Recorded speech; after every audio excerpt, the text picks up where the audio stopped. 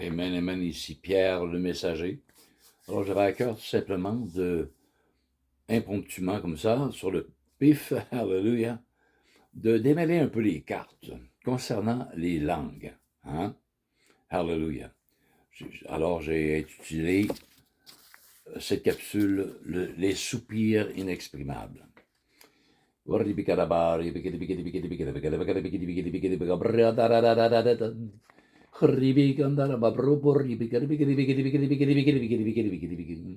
Hallelujah. Alors, je vais vous lire ce que vous venez d'entendre. Je vais le lire tout simplement dans la parole de Dieu. Romains chapitre 8, versets 26 et 27. Alors, je crois que c'est Paul qui était aux Romains. Anyway. De même aussi l'Esprit Saint, nous aide dans notre faiblesse.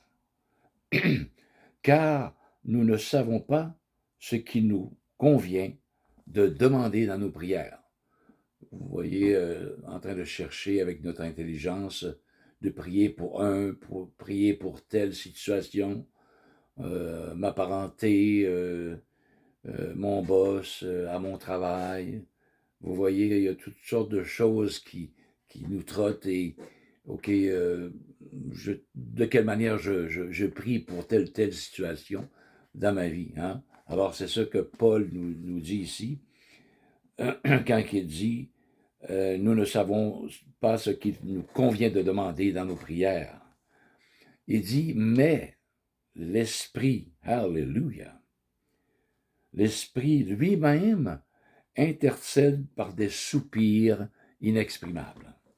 Alors, ce que vous venez d'entendre de ma part, des soupirs inexprimables. Alors, l'Esprit, hallelujah, l'Esprit lui-même intercède par des soupirs inexprimables. En plus, voici, et celui qui sonde les cœurs. Dieu, sonde les cœurs, connaît quelle est la pensée de l'Esprit. Parce que Dieu est Esprit. Bien entendu, il connaît c'est quoi la pensée du Saint-Esprit. Alléluia. Qui intercède dans nos cœurs. Amen. Par nous. Et celui qui sonde les cœurs connaît quelle est la pensée de l'Esprit. Parce que c'est selon Dieu que l'Esprit qu'il intercède en faveur des saints, en notre faveur. Alors, on ne peut se tromper, c'est-à-dire l'Esprit Saint ne peut se tromper lorsqu'il intercède en notre faveur auprès du Père. Le Père qui est Esprit connaît quelle est la pensée de l'Esprit. Hallelujah! Amen, parce que c'est selon Dieu qu'il intercède en notre faveur, en faveur des saints. Donc, l'Esprit Saint qui prie au travers de nous ne peut nullement se tromper dans les requêtes qui sont déjà dans nos cœurs, hallelujah, dont l'intelligence ne peut absolument pas tout saisir et tout envoyer au pied du trône de Dieu. Mais l'Esprit, lui, intercède en notre faveur auprès de Dieu, hallelujah, parce que c'est selon Dieu qu'il intercède. Amen. Alléluia. Et comme Paul dit aux Corinthiens, moi aussi je vous le dis, je désire que vous parliez tous en langue. N'est-ce pas?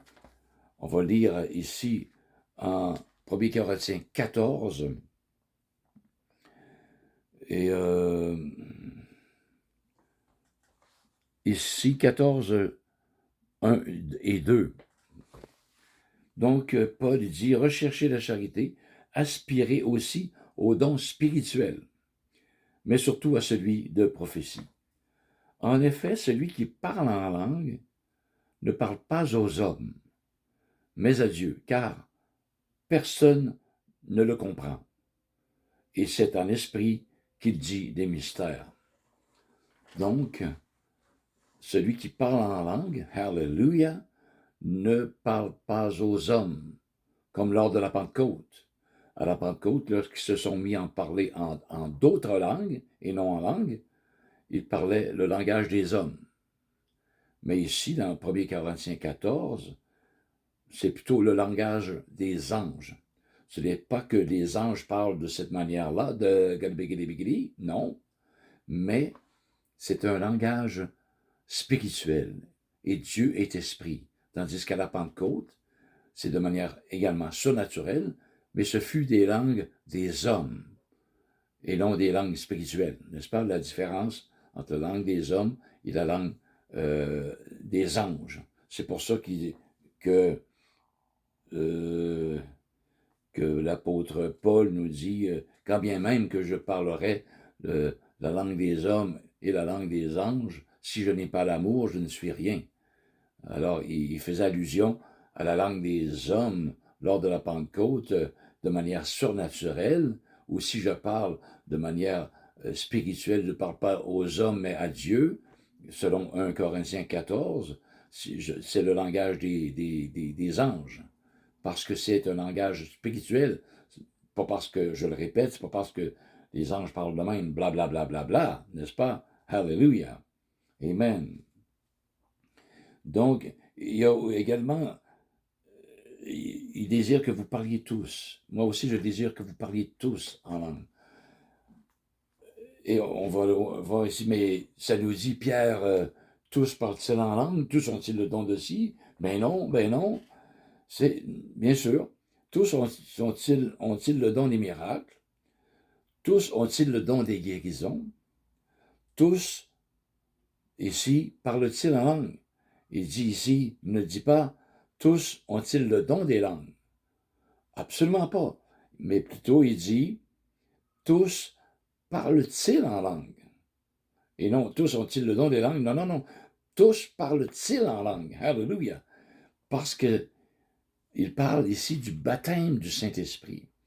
Tous ont-ils reçu le baptême dans le Saint-Esprit? Évidemment que non. C'est pour ça qu'il dit à Corinthe, je désire que vous parliez tous en langue. Je désire que vous, autrement dit, que vous soyez tous baptisés dans le Saint-Esprit et que vous puissiez vous exprimer en langue. Alléluia. C'est ça que Paul dit. Amen. La langue des anges. Alléluia. Donc, tous interprètent-ils.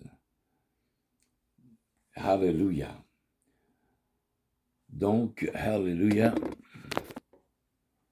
Paul nous dit également dans 1 Corinthiens 14, verset 4, « Celui qui parle en langue s'édifie lui-même. » Alléluia. Et celui qui prophétise édifie l'Église, mais ici on parle des langues. Celui qui parle en langue, pas celui qui a le don des langues. Parce que si quelqu'un a le don des langues, c'est plutôt le don de la diversité des langues, comme à la Pentecôte. Mais ici, il parle du baptême du Saint-Esprit, dans le Saint-Esprit. Il ne dit pas celui qui a le don des langues, mais celui qui parle en langue s'édifie lui-même. Hallelujah! Vous pouvez parler de longues minutes, voire quelques heures, si vous avez le temps, en langue sans vous fatiguer. Si vous avez 2-3 heures de route à faire en auto, c'est l'endroit et le moment idéal de s'exprimer en langue, hallelujah, tout au long de votre voyagement pendant ces 2-3 heures-là. Amen. Et vous, à ce moment-là, vous vous édifiez vous-même. Vous bâtissez de manière spirituelle, hallelujah, l'homme intérieur qui s'amplifie davantage de l'Esprit de Dieu. Amen. Donc, celui qui parle en langue s'édifie lui-même. Je désire, je le répète, je désire que vous parliez tous en langue, mais encore plus, et évidemment, que vous prophétisiez. Celui qui prophétise est plus grand que celui qui parle en langue, le plus grand, pas si se pète les bretelles, mais de manière à, parce qu'il rejoint une panoplie de personnes, plusieurs membres de l'Église, dans ce sens-là, est plus grand que celui qui parle en langue s'édifie lui-même, c'est une personne, n'est-ce pas? Celui qui prophétise est plus grand que celui qui parle en langue, à moins, vous voyez, à moins que ce dernier n'interprète pour que l'Église en reçoive de l'édification. À ce moment-là, ils sont égaux. Il n'y en a pas un plus grand que l'autre. Amen. Parce que celui qui parle en langue et qui donne l'interprétation, ou quelqu'un d'autre donne une interprétation dans l'Église, alors l'Église au complet en reçoit de l'édification, comme si simplement la prophétie aurait été dite dans la langue du peuple, tout simplement. Alors, c'est simple comme bonjour, hallelujah, d'être baptisé du Saint-Esprit. Tous parlent-ils en langue? Je le répète, ouais, mais c'est pas tout le monde qui a le don des langues. Non. Mais tout le monde peut parler en langue dans l'Église et peut s'exprimer en langue dans l'Église, hallelujah, si tu es baptisé dans le Saint-Esprit. C'est ce que Paul nous dit. Tous ont-ils le don des miracles? Non. Tous ont-ils le don des guérisons? Non.